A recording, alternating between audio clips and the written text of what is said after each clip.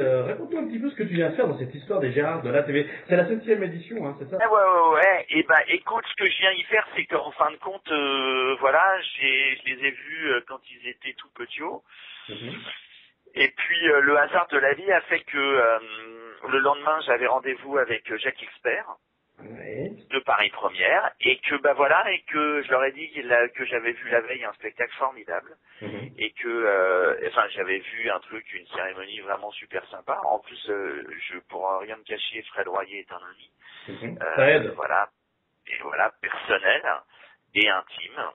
Et Mhm. donc voilà, et je me voyais pas. Moi, j'avais amené un autre truc, un autre programme qui était assez sympa, qui était plutôt assez rigolo, qu'ils ont failli acheter et où déjà Fred figurait dedans. Et puis voilà, et quand je leur ai parlé de ça, ils m'ont dit bon bah très bien, et voilà, et c'est comme ça que je me suis retrouvé dans l'aventure des Gérard, et c'est comme ça que les Gérard sont à la télé, D'accord. grâce à Pépel et à Fred Royer. Bon, comment sont créées alors ces catégories? Alors les catégories, c'est juste n'importe quoi. C'est-à-dire que c'est façon Gérard, quoi. C'est-à-dire que c'est entre de la provoque, de la Mhm. grosse potacherie et de la déconne, mais surtout de la déconne, quoi, tu vois. Donc vraiment, les catégories, c'est juste, c'est à celui qui sera le plus débile, entre guillemets, quoi. Voilà. D'accord. Donc tu vois, il y a éditorialement, il y a vraiment quelque chose de très très fort qui se met en place, Mhm, tu mhm. vois. Non, le but du jeu, c'est, tu l'as bien compris, c'est de se marrer, quoi. Voilà. D'accord. Donc Voilà. ça reste une cérémonie humoristique, on va dire. Ouais, non, mais c'est surtout humoristique. Je trouve que quand les Gérards essayent de régler des comptes, c'est là où ils sont pas bons. Mhm. Et voilà, mais bon, voilà. Après, qu'il y ait des fois où parfois il y a des choses qui soient mal perçues par certains, c'est pas très grave. Surtout quand c'est Christophe Ondelat qui pète un plomb quasiment toutes les semaines Dans cette émission. sur une émission où tout d'un coup, ou même toi tu dis, mais dis donc Christophe, faudrait peut-être, tu vois, calme-toi enfin, ou tu vois, va Mhm. chez le psy. Donc voilà, mais sinon, non, ça reste, il faut que ça reste une émission de déconnade, quoi. Alors justement, comment sont sélectionnés les nominés? Comment sont sélectionnés les nominés? Écoute, vous avez ces questions, monsieur Perrier, mais moi j'en sais rien, moi. Non, mais en fait, c'est simple, c'est que on essaye de trouver une bonne déconne, quoi. Voilà. C'est-à-dire qu'on essaye de trouver une catégorie qui est juste, Mhm. et on essaye de trouver une bonne déconne. Voilà, c'est tout. Quand je regarde un petit peu les nominés de cette année, il y a quand même, j'ai l'impression, des nouvelles têtes. Ouais, Pierre Doster, entre autres, Thierry ouais. Beccaro. Il me semble pas que les autres années, on les trouvait dans la Non, liste. non, c'est-à-dire que petit à petit, on siphonne à peu près tout le PAF. Mhm. Et donc, il y a au bout d'un moment, effectivement, la matrice a besoin de nouvelles têtes. Voilà. Voilà, donc écoute, non, mais voilà, mais il n'y a pas du tout enfin, il n'y a pas c'est la catégorie qui fait qu'à un moment on se marre ou pas, et puis voilà, qu'on l'a fait, et puis vas-y pompon, quoi, tu vois, c'est vraiment, je pense il y a toujours une dose comment dirais-je, de vérité, de potacherie, de déconne dans toutes les catégories, quoi. Il y a forcément des gens qui vont rigoler aux éclats et d'autres qui font grincer des dents. Mais c'est ça, les Gérards aussi, quoi, tu vois. Alors justement, est-ce que tu peux nous citer une ou deux catégories? Alors, il y a le Gérard de l'émission de Bonne Fan qui donne leur opinion. Mhm. Voilà, donc il y a le grand 8, c'est au programme, la matinale, les maternelles et comment ça va bien. D'accord. Il y a, voilà, qu'est-ce qu'il y a il y a le Gérard du gros malade qui hurle comme un gros malade quand Thomas Voeckler effectue une remontée fantastique dans le Tourmalet ou quand Franck Ribéry met le but du chaos. Donc voilà. Il y a le Gérard de l'animateur, s'il vous plaît, messieurs, dames, qui la voudrait, une émission, s'il vous plaît. Donc Mhm. là, on retrouve Ondelat, En place. Guillaume Durand, Non. Fogiel, Darfort, Bataille et Carl Zéro. Mhm.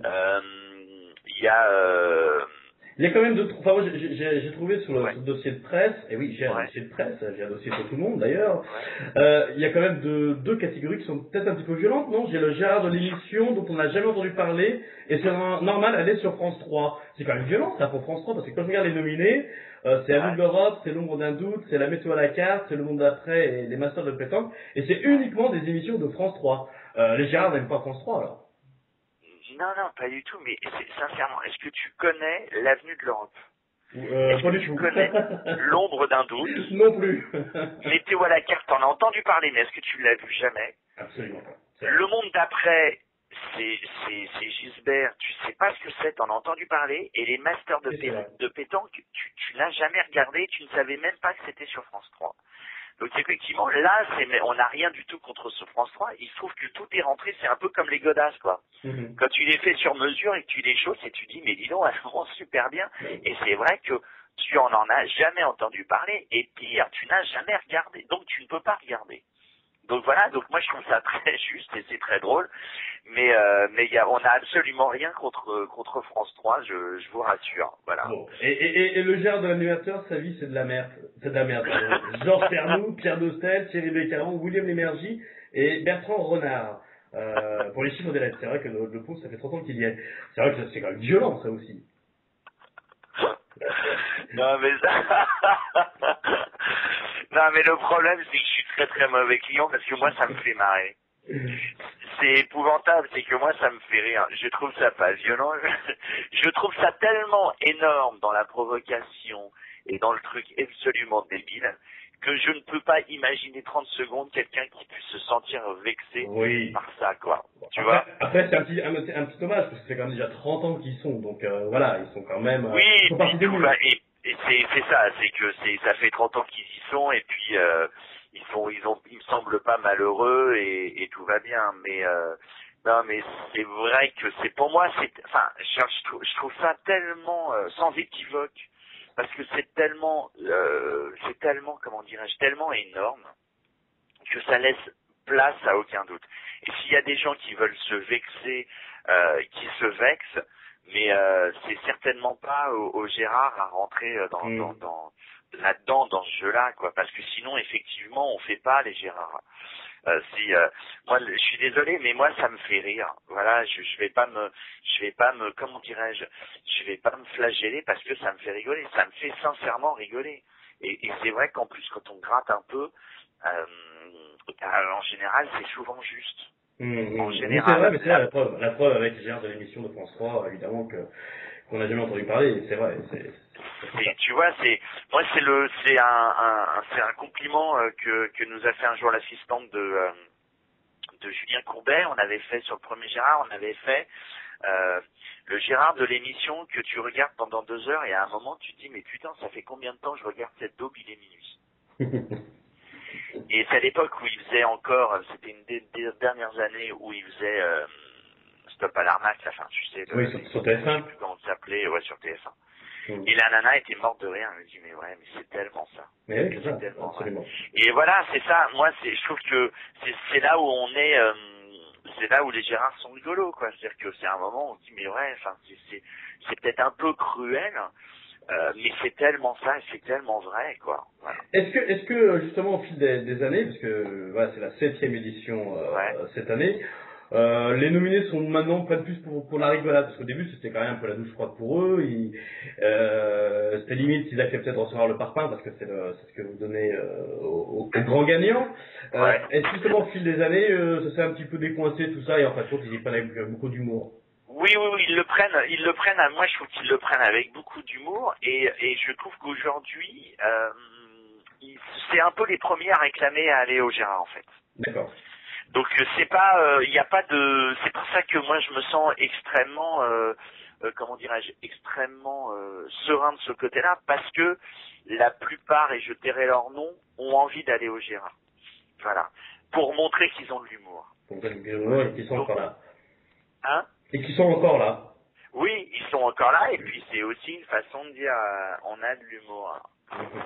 Alors ils ont un peu le cul serré, mais ils ont de l'humour. Alors les Gérards de la télé, c'est donc le 17 décembre à 20h40, c'est en direct, hein, sur Paris Première, c'était présenté par Frédéric Royer, Stéphane Rose et Arnaud Demanche. Toi, tu restes un petit peu dans l'ombre en tant qu'auteur, mais quels sont tes projets justement après ces Gérards? Bah écoute, après les Gérards, écoute, j'ai beaucoup de trucs. On va reprendre la libido. Ah, bonne nouvelle. Ouais, on va reprendre la libido, ça y est. Hélénie n'est plus enceinte, elle a accouché. Donc on va pouvoir reprendre, après une année off, on va pouvoir reprendre les Gérard, la libido. Oui. J'ai beaucoup de trucs où je vais faire une maquette radio, je vais continuer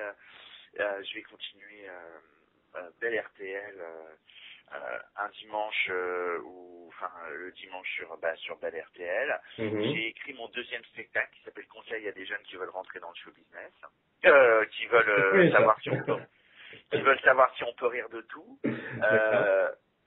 Voilà, j'ai des projets de radio, de cinoche, et de programmes courts également, voilà. Donc je peux pas tout dire pour l'instant, mais tu seras un des premiers prévenus si ça. Je le dis pas tout simplement parce que j'ai beaucoup de trucs et j'ai très peur que ça foire. Bien sûr. Voilà.